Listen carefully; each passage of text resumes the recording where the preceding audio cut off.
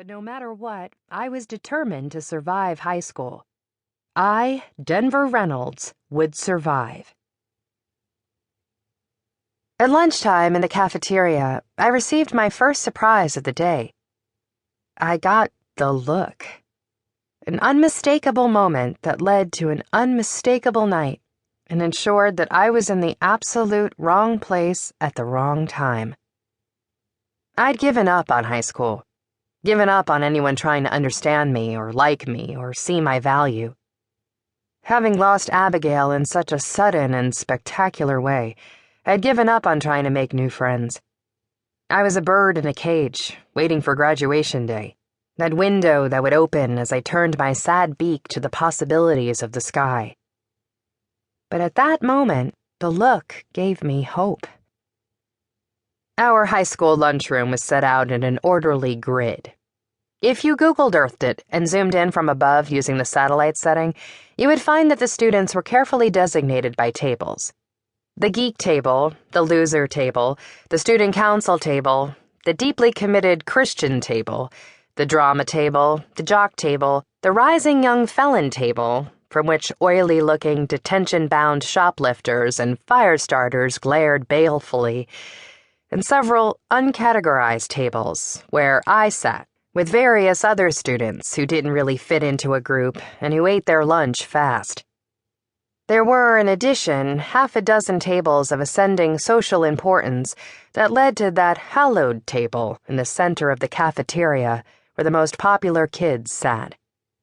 It had room for 16, and those 16 had the shiniest teeth, the best hair, the fastest cars, and the sleekest abs in the 11th grade. The table almost glowed with promise. We, the non-16, couldn't help staring at it. And there, right in the middle of that shining table, was my old ex-best friend, Abigail Kenner. She sat among them, ruling them, passing notes down the table, planning her stupid parties, and laughing her braying laugh that swept over the room, reminding the rest of us that she was in and we were out. I had never heard that laugh before in our years of best friendship. It was something she put on for her junior year, along with her penchant for illegal party planning. This was not the Abigail I knew and loved like a sister, but an entirely different person. Her kinky red hair was smoothed down, and she apparently used some kind of chalky camouflage makeup to hide her freckles. I missed that kinky red hair. I missed those freckles. Back in middle school, she had once shown me in a notebook her 10-step plan for gaining social acceptance with that upper strata, which, at the time, she claimed was just an exercise, as she didn't care about those kind of kids, what with her future soccer fame and all. I remember glancing over it, but I only remember one of the steps. 4.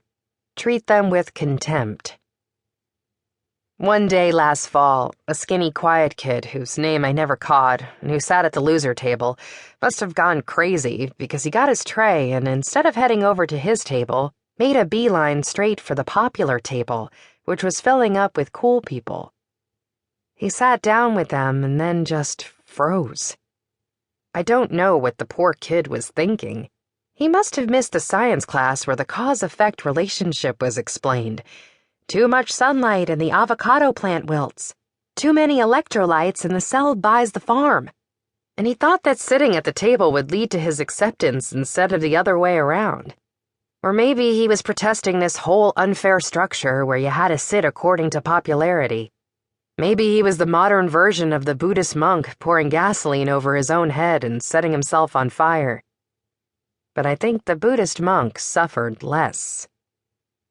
At first, the other kids at the table just reacted in shock and confusion, like a wolf pack that Bambi had stumbled into and asked, "Hey, anyone seen my mother?"